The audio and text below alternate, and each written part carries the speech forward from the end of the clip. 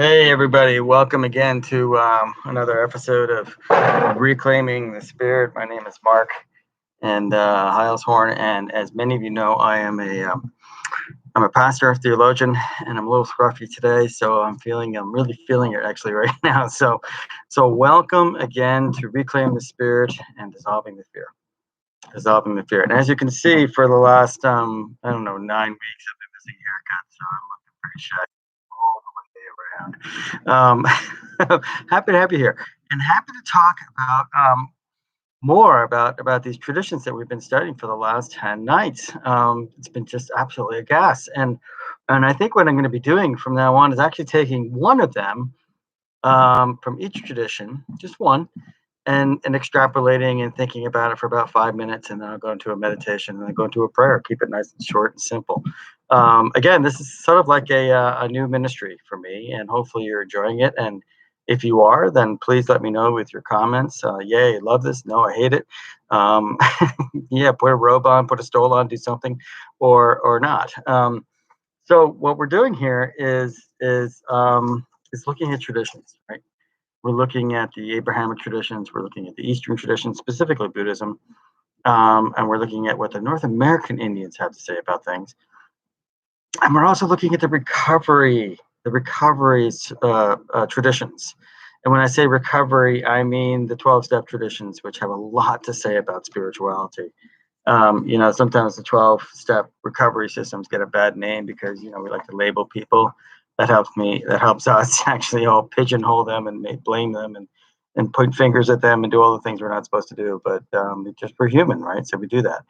Unfortunately, we're not really paying attention to what goes on underneath, which is what this whole thing is all about. What's going on underneath the surface, right?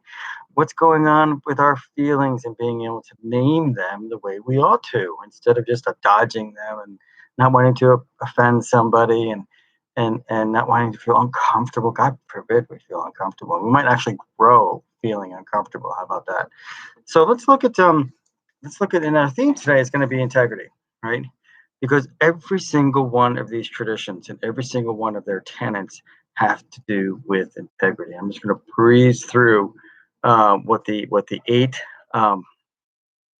paths were for the Buddhists, right? So to live, to have a right view of things, meaning a balanced view with integrity. Okay, having the right intention, meaning no judging ahead of time, being open, being accepting, being loving, not passing judgment before we even hear somebody's statement. Um, right speech, no lying, no abusive language, no no hiding, right? Right action, meaning take action, take take take you know take take care of your life, right? No action, right action really for them meant no adultery, no killing, no lying, no stealing. All right, right action, right livelihood. In other words, whatever you're doing with your life, I don't care if you're sweeping streets to being a corporate executive, you better believe you have the right ethics around it and doing the right thing, because that's what matters in this life. You have to stand up and be present. You have to actually live an honorable and righteous life. Okay. And then right effort, meaning you got to do it with all of your qualities, all of your wholesome qualities, your generosity, your charitable spirit, your goodness, your righteousness. And then right concentration. I mean, we talked about this a couple of nights ago, and I think it kind of hit a lot of people between the eyes, meaning focus on meditating and being prayerful and spiritual and get beyond the surface of just who you are, find out what God wants of you. Okay. And then the last one in their path is right mindfulness, meaning having a conscious contact with God, right? So these are all really important paths, and they do mirror what happens in the Western traditions. And when I say Western, I mean Judaism, Christianity, and Islam. All right, because those guys, I should say we us, because I'm a Christian pastor. We follow the Ten Commandments and what they say, and they're rock solid, boy. You can't get around a wholesome life if you follow the first four, which have to do our honoring God, and how we honor God, and the second six having to do with how we treat one another, which involves this path of righteousness: no killing, no lying, no stealing, no false witnessing, no blaming, no judgment. I mean, these things are all kind of there to help us be better people, right? So, in the Ten Commandments of the Native Americans, we went through them all, but the integrity of being careful about the earth, okay? Honoring your relationships with one another. I'm just going down the list here. Open your heart and soul to the Great Spirit. All life is sacred. Treat all beings with respect. Take from the earth only what is needed, nothing more. Do what needs to be done for the good of all. Give constant thanks to the Great Spirit for each new day. Speak the truth, but only of the good in others. Follow the rhythms of nature. Rise and retire with the sun and enjoy life's journey, but leave no tracks. I think the one I love the most is that last one. Leave no tracks. You don't have to boast about your life. You don't need to put it on a billboard. You don't need to do anything really. You just need to be honor. I mean, make sure you're being on. But make sure that you're in touch and coming clean with God, and then let it all fall into place where it's supposed to. Right. That's sort of what I'm trying to do here. Is that I left ministry 10 years ago. I never thought I'd ever be back. But the coronavirus is kind of telling me that, hey, Heilshorn, there's something inside of you that needs to be spoken, and maybe there's some people out there that actually want to hear it. So I'm kind of coming back, maybe through the back door, but I'm here, and I'm going to keep doing this because I think that there's value in it, and I think that we're doing an awfully good thing. And I would invite you to share with me what you love about it, what you don't like about it. So let's have a good time doing it while at the same time. So, and then if we go into the 11th tradition in Alcoholics Anonymous or Al-Anon or Debtors Anonymous or Overeaters Anonymous, doesn't matter which anonymous group you're part of, the anonymous crew all follow these 12 steps, which Bill Wilson created in order to fight the disease, the dis-ease that was afflicting so many people, millions and millions and millions of people around the world. And in the 11th step, having gone through the first 10, says this: sought through prayer and meditation to improve our conscious contact with God as we understood Him, praying only for the knowledge of His will for us and the power to carry that out. Man, integrity, right? Integrity in the Buddhist tradition, integrity in the Abrahamic traditions, integrity in the North American traditions, integrity in the 12-step solutions. What is integrity? To be integral, right? To infuse values and morals and ethics into our daily living and live them out, to make them integrated into who we are. These are such important parts of who we are as a people of faith, no matter what you follow. No matter what you follow. So I guess the question is, during this COVID-19 situation and everything that's revolving around it, is how are you finding the integrity to live in this environment? Okay. And I would invite you to think about that as you, if you've been with me for the last 11 nights, then you've maybe gotten some places where you can actually hang your hat on and say, okay, that's a place I can work on. That's something I'm not doing as well as. And I would maintain that the COVID-19 situation that we've been in for the last 2 months plus now is a chance to really find out what you're made of and what is important and what's not, where your patience is, where your endurance is, how you connect with yourself, how you connect with the people around you, how you sleep at night, what kind of dreams are you having, and maybe what kind of a life do you really want to have right now, as opposed to perhaps the one you've been living. What do you want to cut out? What do you want to reduce? What do you want to increase? What do you want to do over? What would you like to do better? We're all going to be given the green light to kind of go back to normal life. How are we going to do it? Are we going to be kind? Are we going to be mean? Are we going to be dispirited? Are we going to be inspired? Are we going to be empathetic? Or are we going to be apathetic? Are we going to complain? Or we can contribute? I mean, we've got so many choices coming out of this thing as to how we want to act and how we want to be, right? And let's face it, it's still going on. It's still going on. So we have to contend with that too.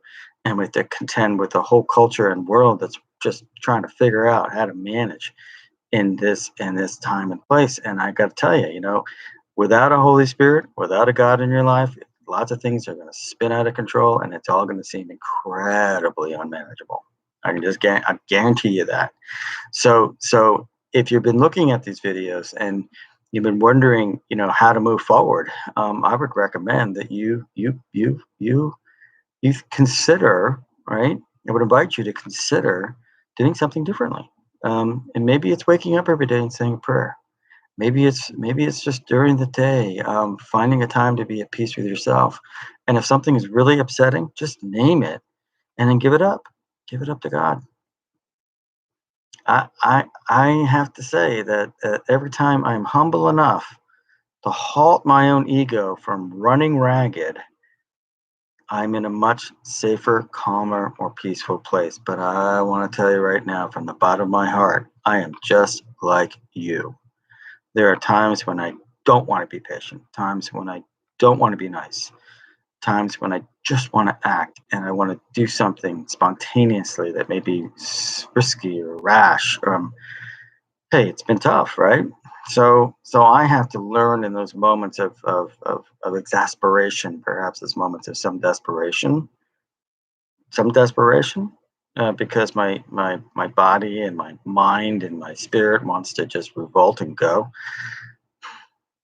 There's a whole new world at play right now, and I've got to pause and stop and rinse my mouth out sometimes and repeat, rinse and repeat, rinse and repeat, rinse and repeat. I love that phrase because basically says I got to bring God into my life, and I got to keep doing it. I got to keep doing it. I got to keep doing it. If I want to keep clean, if I want to keep right sized, I got to rinse and repeat. So, so let's get into a time of meditation. I've talked enough. So integrity. So find a comfortable place and think of a very very peaceful place in your life, wherever that may be. And breathe in and out, in and out, in and out. Invite God into that quiet place. Feel the energy and the wisdom and healing that comes with that.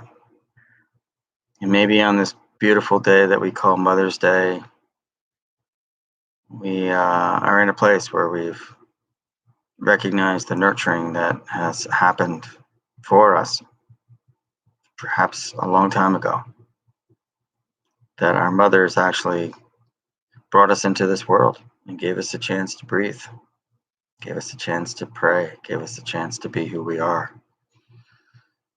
And that feeling of connection, that feeling of intimacy, and that feeling of gratitude is not unlike the feeling we can probably have towards a maternal God in our life.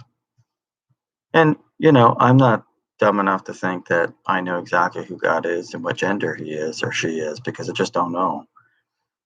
It's very cultural to say he's a he, but it could be a she. And there's all kinds of great masculine energy around God, but there's all kinds of great maternal and feminine energy about God. And I would maintain that when we're being in meditation and we're being in a prayerful place, we're executing both aspects of God's gender. The softness and the kindness that comes with connecting in a meditative spirit. The softness and kindness it means to give up control and to let go. The compassion we have for not just ourselves, but our families and those in need and those who are struggling this day, and perhaps those who are grieving. These are also masculine strengths. They are strengths of being strong enough to be weak, strong enough to be tender, strong enough to be kind and soft and inviting and accepting. I would ask and invite you to embody all of those qualities in this devotional time. And meditate. Meditate on the things that you would like to do better. Meditate on strength. Meditate on compassion. Meditate on empathy. Where can you be more empathetic in your life? Where can you be more compassionate in your life? Where can you be more understanding and giving in your life? Where can you quiet your restless mind down and speak from your heart, not your head? Some people say that the biggest distance between the heart and the head is all of 6 inches. It's all of 6 inches, but it's the hardest boundary sometimes that we create. I, for one, believe that the heart has its own thinking, has its own intelligence, and that it knows, as does the stomach, it knows far better what to do than our heads do.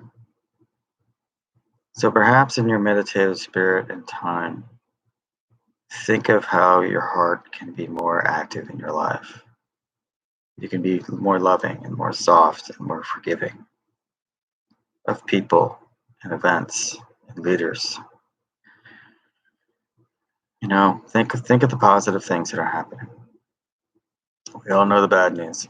Let's think of all the good stuff that's happening. The first responders, the mothers that are in our lives, the great giving that's going on, the compassion that is being shared, the grieving. And grieving is a very, very important part of giving, where we allow ourselves to be vulnerable and grieve and have the quiet space to do that and to be able to share that grief with others when necessary.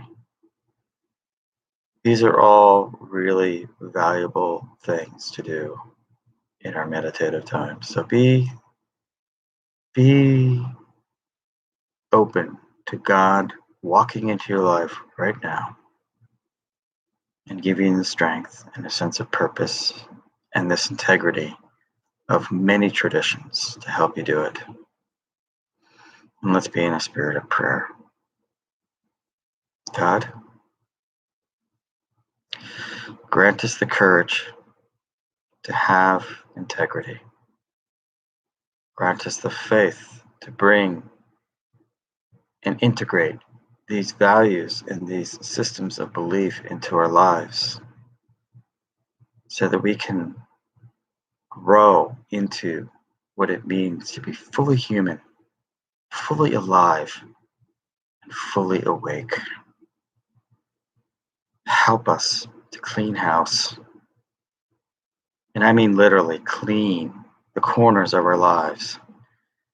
To get on our hands and knees and dig into those corners that have been dusty and grimy for a long time.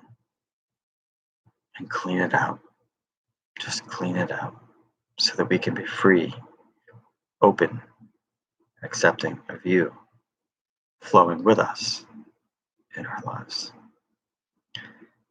Thanks very much, everybody. Have a great evening.